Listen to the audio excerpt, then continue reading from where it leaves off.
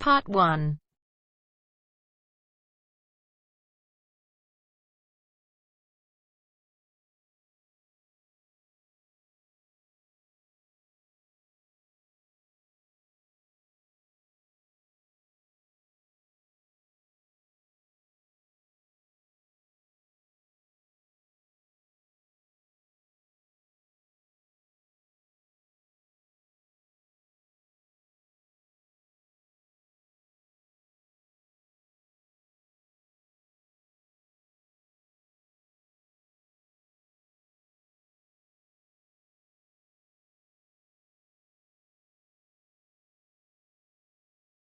You will hear a telephone conversation about a car insurance claim. You have 30 seconds to look at questions 1 to 5.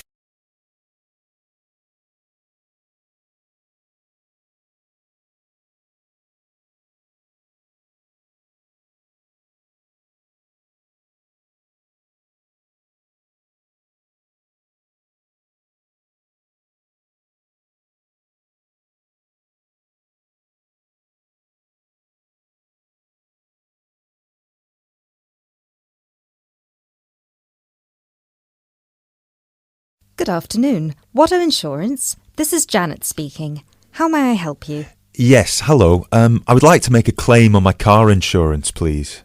Certainly, sir. First of all, I'd like to inform you that all of our calls are recorded for monitoring and training purposes. Is that okay? That's okay. Could you please tell me your full name? Sure, it's Mr. Bennett Fisher. Okay, sorry, how do you spell your surname? It's spelled Fischer. Great, thank you. I see that you have taken out a third-party fire and theft premium with us on a 2013 light blue Volkswagen Passat. Is that okay?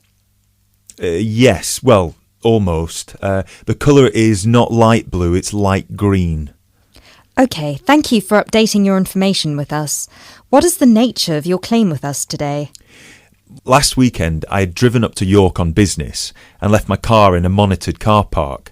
However, it was only monitored until 8 p.m, and I did not return to collect it until 9:30 p.m, after which no car park staff were present. When I arrived at the car park, my car wasn't there. It must have been stolen. I see. Were there any valuable items left in your car which could have been seen from outside? Well, I had recently bought quite an expensive radio for my car, but the front panel is detachable, and I always stow it in my glove compartment.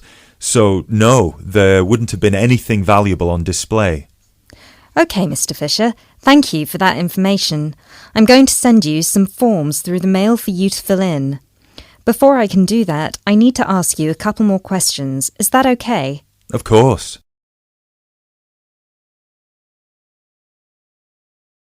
You now have 30 seconds to look at questions 6 to 10.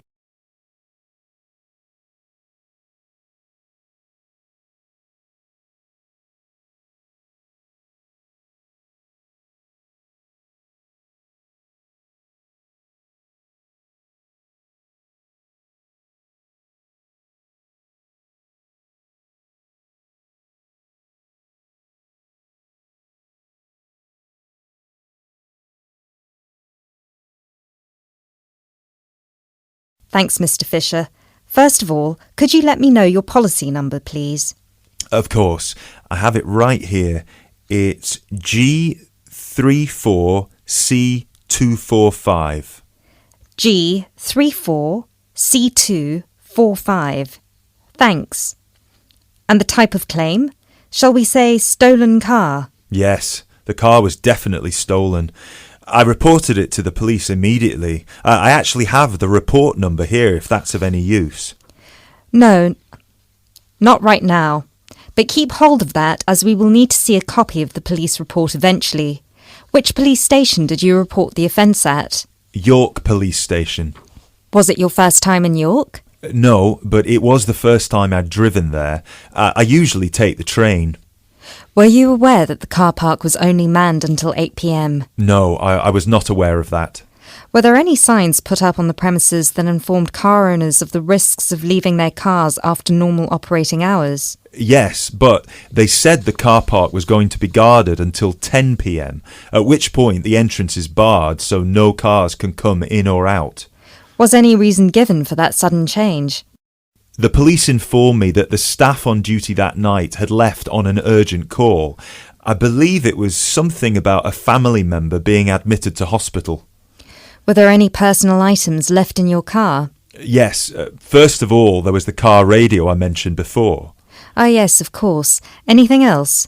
Just some CDs and an old jacket. Right. Thank you, Mr. Fisher. I have everything I need for now and will send these forms out to you shortly. When you get them, please fill them out with as much information as you can and, where possible, include copies of any relevant documents to support your claim, such as police reports and registration details. Once you have returned that to us, we can then start to assess whether you will be eligible to receive compensation. Do you have any further questions for me today? No, that's all. Thanks for your help. That is the end of part 1. You now have half a minute to check your answers.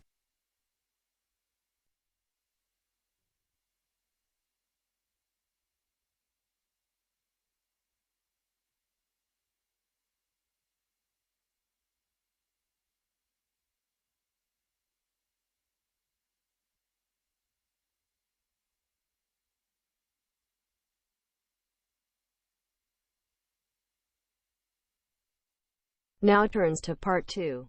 Part 2.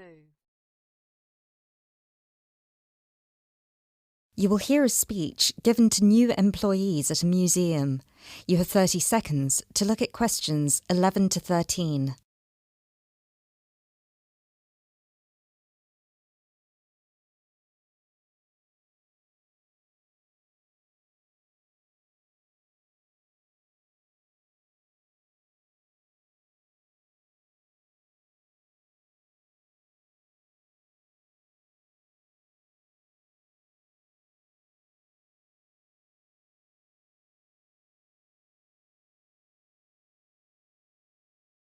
Allow me to introduce myself. My name is Peter Myers, and on behalf of everybody here at Stevensbridge Dungeons, I would like to welcome you all to our entertainment team.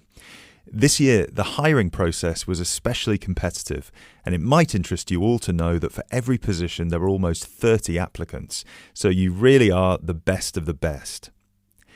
In a moment, I will take you on a tour of the museum so you can get an idea of what the space is like. But first of all, I would like to show you around the staff room. Our staff room is located at the back of the building over here. You will notice that there are 2 entrances to the staff room. One leads to the room we're in now, which is the main and oldest dungeon here at Stevensbridge, which we have turned into the museum. This is where you will greet the new visitors, and also where the tour throughout the dungeons will begin. I should mention now that we only ever send visitors through as part of a group, so even on the busy days you will still get roughly 10 minutes of free time between each group. Make sure you use that time wisely, because you'll need to get straight back into character as soon as it's over.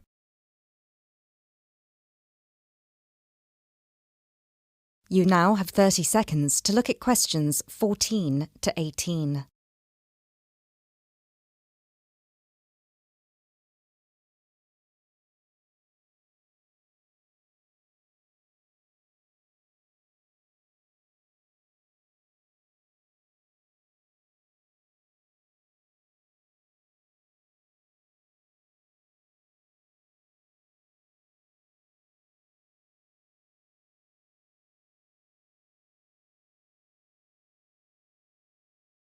Right, follow me and I'll show you the layout of the museum. From the museum, we can pass through this door near the interactive display into the staff room. From here you can see the steps at the far side in the opposite corner that lead outside into Berwick Street. When you arrive for a shift, it will be much easier for you all to come in the Berwick Street entrance directly down the steps to the staff room. If you come in through the main visitor entrance, it will take you longer to get past security. As you can all see, there are lockers on your right-hand side. They should be big enough for you to put your bags and coats in. You'll get given keys later that work with any of the lockers in here. Over on the other side, past the lockers, is our most exciting area. This is where our wardrobe and makeup will take place. Every shift, you will be transformed from normal people into grotesque medieval prisoners. If you're lucky, you get to be the jailer, but even they rarely bathed in those days. Of course, some of you might consider yourselves method actors, but please do try to shower before your shift. We don't want to give visitors an experience that's too authentic. Now, we do have a staff shower here if you really need it. It is located next to the staff toilets, which are unisex. I hope nobody has too much of a problem with that. Unfortunately, dungeons were not really designed with comfort in mind. You can find the bathroom at the other end of the room from the makeup area.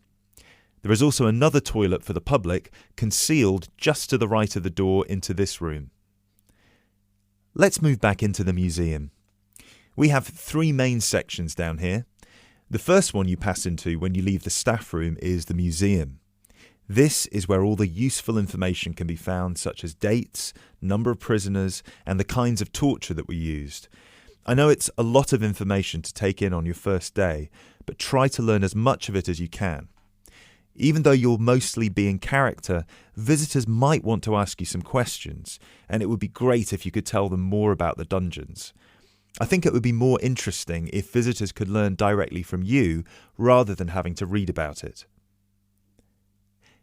As you can see, on the left we have an interactive display for children, and on the right we have a photo booth. This was the original dungeon, first built in 1435. Now, let's pass through into the main dungeon that was added during the Tudor period in around 1570. You might be able to feel that the air is a lot damper and cooler here. That is because we are now beneath the River Stevens. This is primarily the room in which most of you will be working. This is where many high-profile religious figures were held, sometimes for years on end. Depending on the roles you'll be playing, you can either be chained up, free to roam, or, if you're a jailer, wandering between prisoners to keep an eye on them. You now have 30 seconds to look at questions 19 to 20.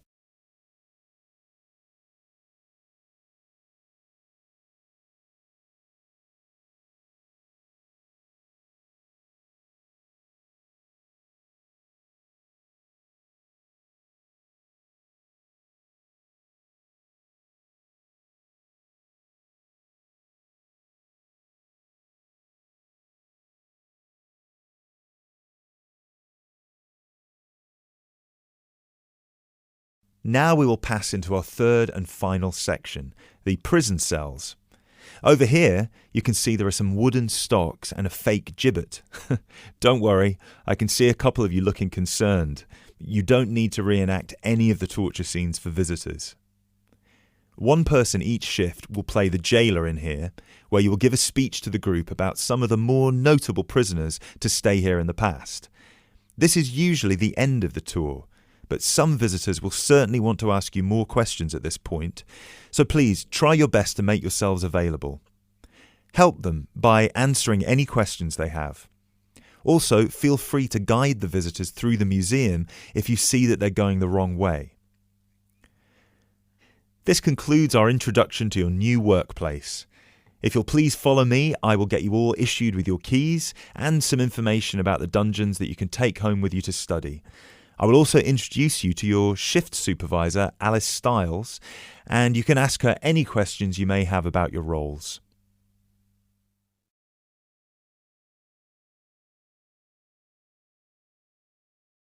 That is the end of part 2. You now have half a minute to check your answers.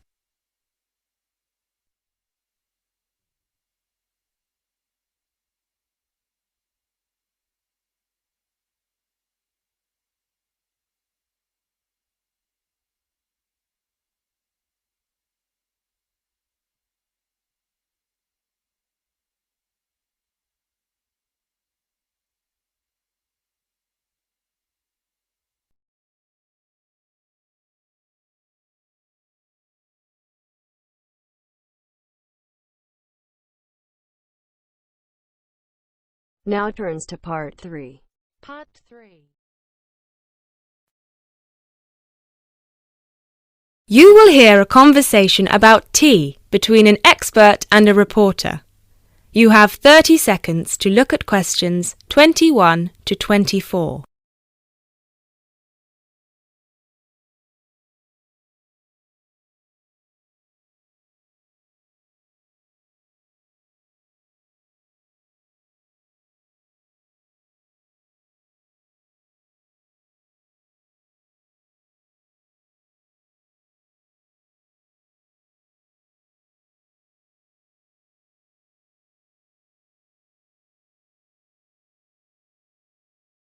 Hi, Jacob. Thank you so much for coming along today. It's my pleasure. I'm very intrigued about what a tea meditation entails exactly. Well, it's very simple, really. I think the first thing you need to keep in mind is that it is mostly about leaving everything that you have been thinking or worrying about today to one side. Really focus on the present moment. Oh, it sounds great. I certainly don't know very much about tea, and I'm keen to get started. But before you go into more detail, can I ask you what your favourite kind of tea is? Well, I think the kind of tea we are going to have today is my favourite. It is pu'er tea from Yunnan province in southern China. What makes this tea special? Pu'er is a dark tea. The regions of Yunnan, the north of Vietnam and Laos, have one of the best climates for growing tea in the world.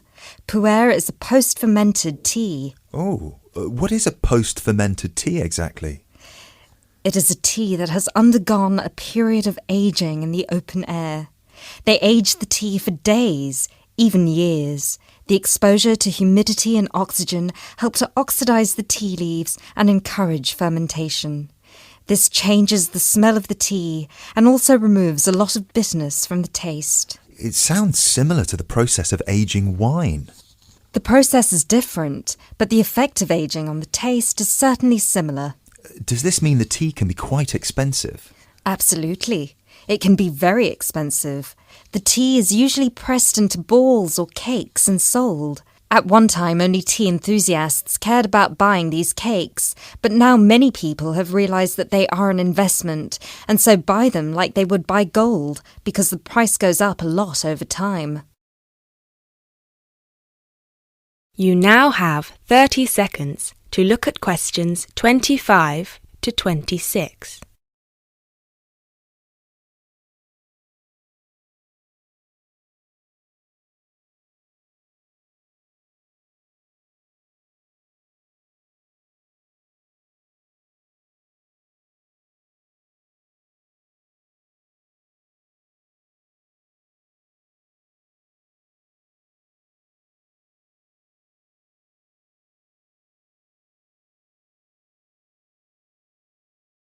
So now I want you to focus on clearing your mind of anything other than this present moment.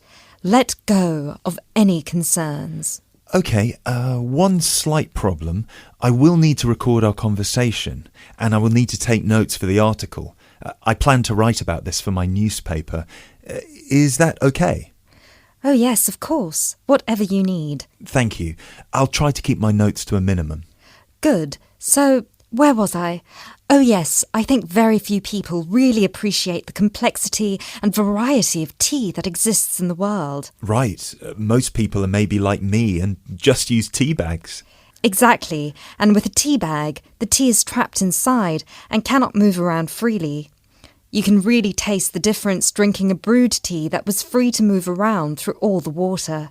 So, do you ever use tea bags? Never.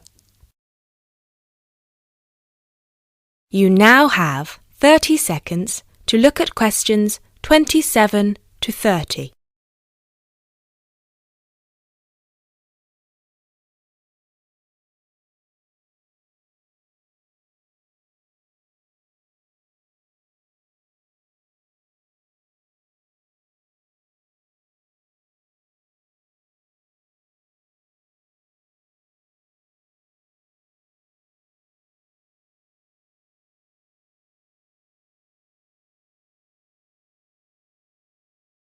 There are many different kinds of tea: white, yellow, black, green, oolong, matcha, herbal and many others. Each one has its own unique properties. To fully experience what each tea has to offer, you must brew it in the correct way. I also believe in only drinking tea that is picked and sorted by hand, rather than using mechanical processes.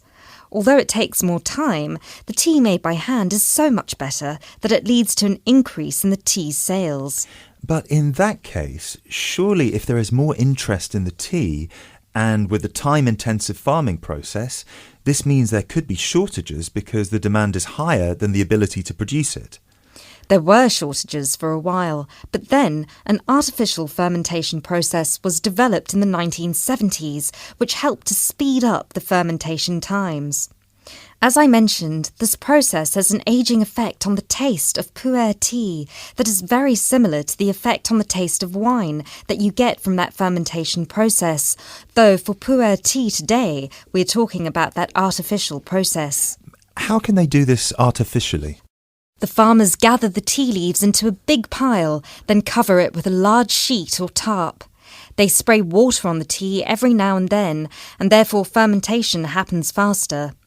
Usually, the tea is left for 30, 45, 60 or even 90 days still. The farmer will check the tea every few days, and just by the feel of the tea, he knows whether it is ready or if it needs more time. Wow, that sounds like a fascinating process. I never realised that there was such a science behind producing tea. Well, now you are ready for the best part, the tasting of it. That sounds like a very good idea to me. So what I will do now is boil the water, and we can begin our meditation. What does that entail? We need to focus on only two things.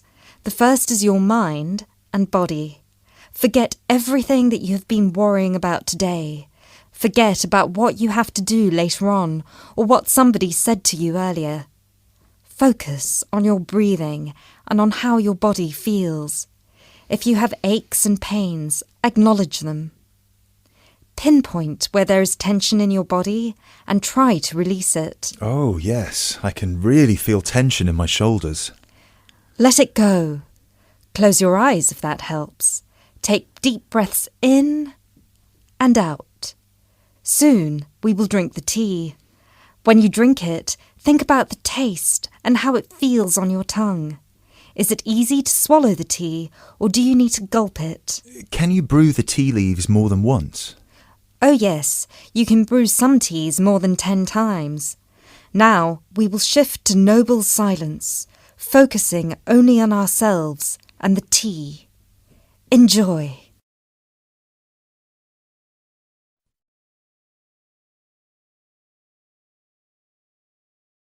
That is the end of part 3. You now have half a minute to check your answers.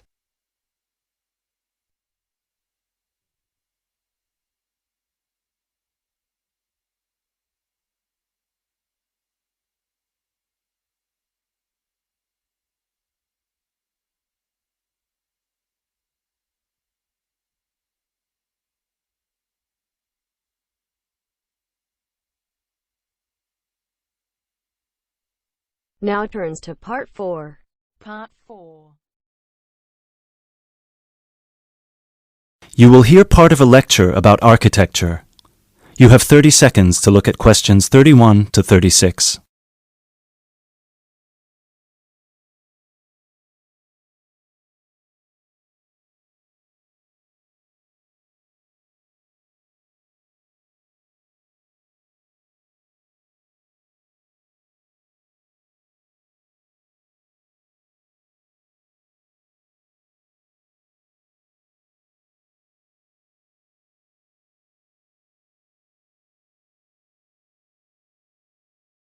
During today's seminar, we will be looking at English Gothic architecture and its origins with a specific case study of Wells Cathedral in England. The Gothic style was initially brought over to England from France.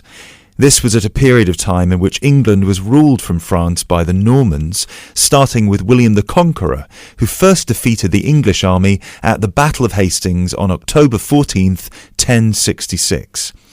After 1072, when some smaller rebellions in northern England had been defeated, the Normans gained complete control of the English monarchy, which they controlled until 1154. The peace that ensued in England had a large impact on many aspects of daily life. Thousands of French words entered the English language for the first time, such as beef, fruit, city, and hour. French ideas and styles, like Gothic, also began to flow across the Channel to England too, examples of which can still be seen in the architecture of many listed buildings. A listed building is one that is protected from alteration or demolition because of its historical or stylistic importance. One such building is Wells Cathedral. Construction on Wells Cathedral began in 1175, at a time when Gothic architecture as a style was in its infancy. As a result, it is one of the first entirely Gothic buildings ever constructed. From the first designs to the date it was completed in 1490, Gothic architecture flourished in England. Therefore, later additions to the building were still influenced by this Gothic style, rather than by later architectural styles such as Tudor architecture. Older cathedrals in England would have initially been influenced by Romanesque architecture, alternatively known as Norman architecture in England. As the former name suggests, Romanesque was a building style based on the skills passed on to various areas of Europe by the Romans. When the Western Roman Empire collapsed in the 5th century, these methods were retained by Rome's former colonies and developed further. One such Roman gift to the Romanesque architects was the round arch, also known as the true arch. The Romans perfected this style by using wedge-shaped stones called voussoirs, which created pressure that held the structure together at the top. Cathedrals in England, such as the ones in Ely and Canterbury, were started before the arrival of Gothic architecture. Even though parts of those two cathedrals, which were constructed later, are in the Gothic style, other sections predating the arrival of Gothic architecture are Romanesque. The result is known as eclectic, because the building is constructed using more than one style. All of these cathedrals belong to a group known as the medieval cathedrals of England. There are 26 different buildings that belong to this group in total, all of which were constructed or added to during a 500-year period from 1040 to 1540. You now have 30 seconds to look at questions 28 to 30.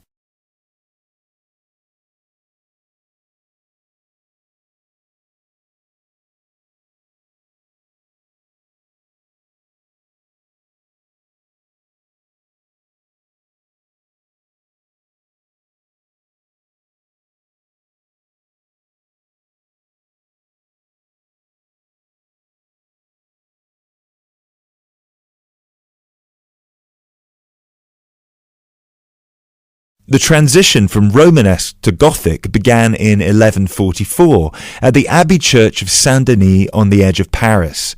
It was here that a Benedictine abbot by the name of Suger had just completed his plan to rebuild the Basilica of Saint-Denis in a new style through which he believed the dull mind rises to truth through that which is material. This refers to one architectural feature in particular, high, rib-vault ceilings which created much more space inside the cathedral and were designed to draw the attention of people up towards heaven. This design feature also allowed whole walls of the cathedral to be transformed by colourful stained glass. Work started on Wells Cathedral soon afterwards, greatly inspired by Abbot Suger's work. Planned in the crucifix style with the head pointing east and foot pointing west, the cathedral is 126 metres long and the nave is 20 metres high. This is quite low compared to some of the bigger cathedrals elsewhere. Use of tracery, lancet windows and mullions are all characteristic of English Gothic architecture. Whilst examples of all three of these architectural elements can be found at Wells, the lancet windows have no tracery at all, which was more common in early English Gothic architecture before advances were made in the use of mullions and tracery with glass. Lancet windows are tall, thin windows with a pointed arch at the top, and are so named because they resemble the weapon often carried by a soldier called a lance. Examples of these lancet windows can be seen on the west front of the cathedral, which is the most celebrated for its life-size sculptures and delicate floral carvings. Inside the pinnacle-topped gable is a sculpture of Christ the Judge. Immediately below him, sculptures of the 12 apostles peer out over the small city of Wells. Below the apostles are 9 archangels, which are half-size sculptures. At one time, all of these, along with the decorative carvings, would have been painted and gilded. However, today, all the paint has worn away and the sculptures are the colour of the oolite sedimentary stone used to construct the cathedral. It is remarkable to think that more than 800 years ago, such magnificent buildings were created without the use of large cranes and modern technology. It would have taken much longer, but it is possible to see the high level of craftsmanship and attention to detail that is less common in the modern day.